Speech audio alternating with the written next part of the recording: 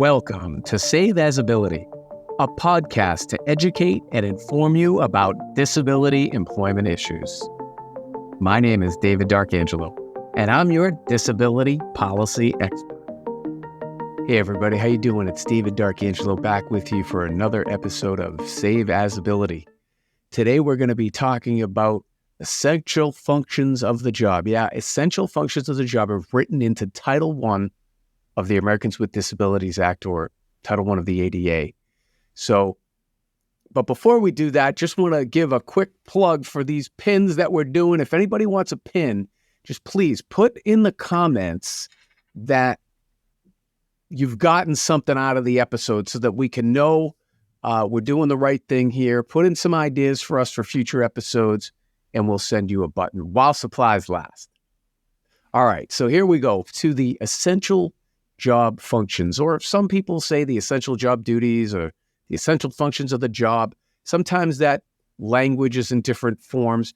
I like to go by the ADA itself, and really that's found, that guidance to me is best found on things like Ask Jan, which is the official governmental site. Ask Jan is a project of the Office of Disability Employment Policy at the U.S. Department of Labor. So to me, they refer to everything as the essential functions of the job, but back at the Massachusetts Office on Disability, sometimes we'd call it the essential job duties.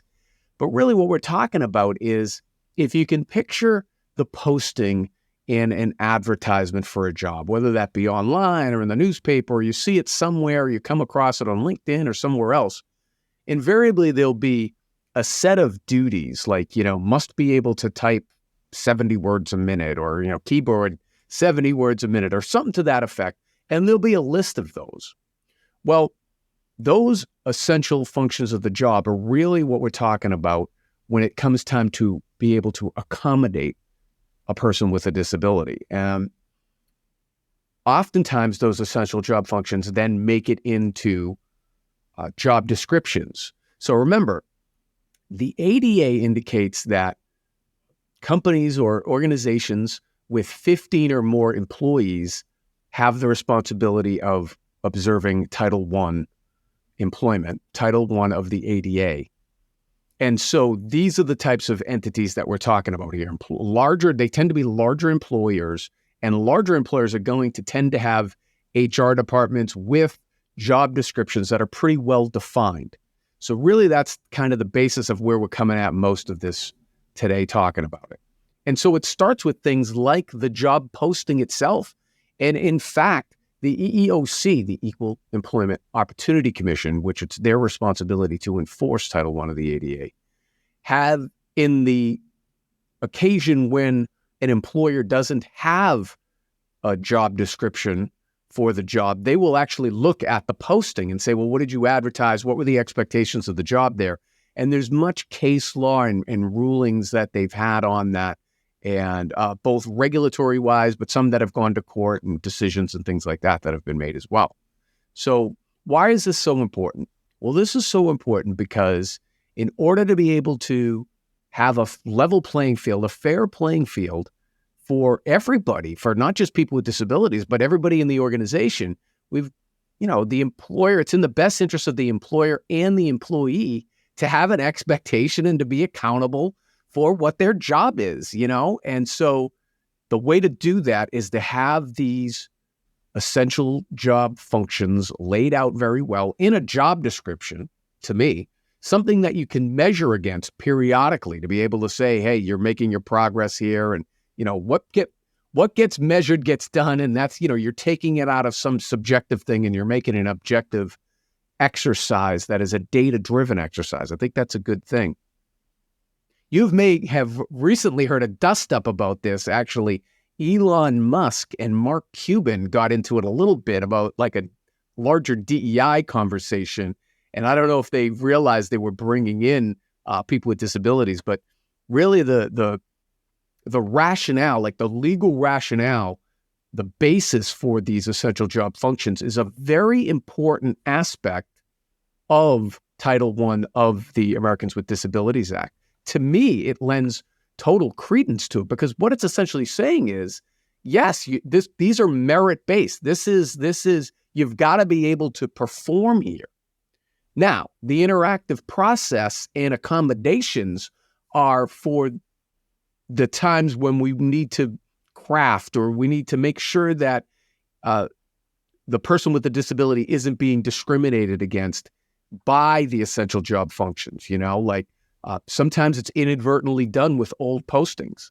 An example I'd use is when I first joined state government, some of the postings that the Human Resources Division had in many of the stock job descriptions that were out on their employment site or that were advertised had things like you must be able to lift 60 pounds and you must be able to have a Massachusetts driver's license.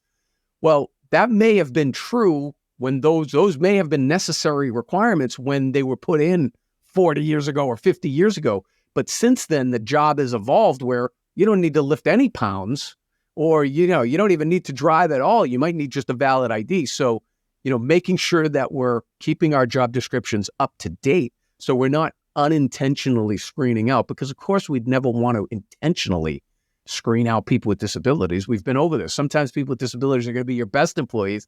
That's why we're here talking about inclusion and people with disabilities. We're trying to bring them in because we know that everybody has talent.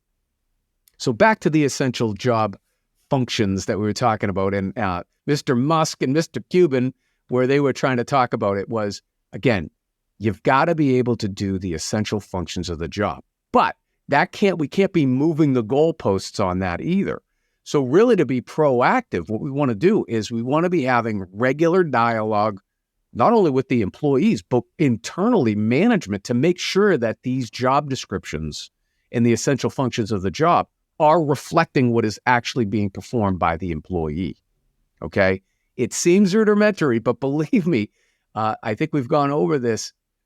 The EEOC data indicates that people with disabilities are among the most discriminated. And when you go to find the cause of that, oftentimes it's failure to accommodate. I think that's the number one charge statistic in discrimination of people with disabilities in the workforce. Well, what is failure to accommodate? Oftentimes that's a person that's been working at a job, and for some reason there's now a piece of their job that they're not able to do as well as they may have done previously, or that's come to light for whatever reason. And really, as an employer and the employee, you want to make sure you have a good dialogue going there, that interactive process is going there. So you're not all of a sudden 6 months into it realizing, well, wait a minute, you can't do these essential job functions. Or we know that people with disabilities, the largest group of people with disabilities to be able to come into disability are aging into disability. So if you've worked at a place for a significant period of time and you're now aging into a disability where, if there's 10 things in your job and you're crushing 8 of them and you can do them well, and you used to be able to do all 10, you used to be able to crush all 10, but now because of your disability, you're having a difficulty with like 2 of those functions. Well, the employer has, good time invested in that employee. You don't want to lose the employee, and the employee likes their job and doesn't want to leave the job. So it's in everybody's best interest there to be able to accommodate that and be able to craft or, work with those essential job functions to see if they can be tweaked or, maybe other duties can be picked up as some other duties go off to somebody else in the organization. So all different ways of making sure that we're accommodating people with disabilities and that we're working to be inclusive and have people with disabilities in our organizations, because we know they have talent. We know they have ability. All of us do. We're all in various states of ability. So wanted to talk to you today a little bit about that. Again, please like, comment, share, give us some ideas. We'll send you a button, one of these various states of ability buttons. But I'm fired up. Let's go. Let's get people with disabilities involved in your organizations. It's David D'Arcangelo, Save Visibility. We'll see you next time. I hope you have a great day. For more information about disability employment issues, please visit our website, disabilityemploymentsolutions.com. The Save As Ability podcast is available on Apple Podcasts, Spotify, our YouTube channel at Disability Policy Expert, or wherever you stream your podcasts. Subscribe, stream, rate, and review our shows. Your ratings and reviews help our show reach new audiences. Produced by Pod Pro Entertainment. Save As Ability lives within a network of podcasts located at podproentertainment.com. #TheNewRadio. Again, my name is David D'Arcangelo, and I'm your disability policy expert. Until next time, thank you. I hope you have a great day.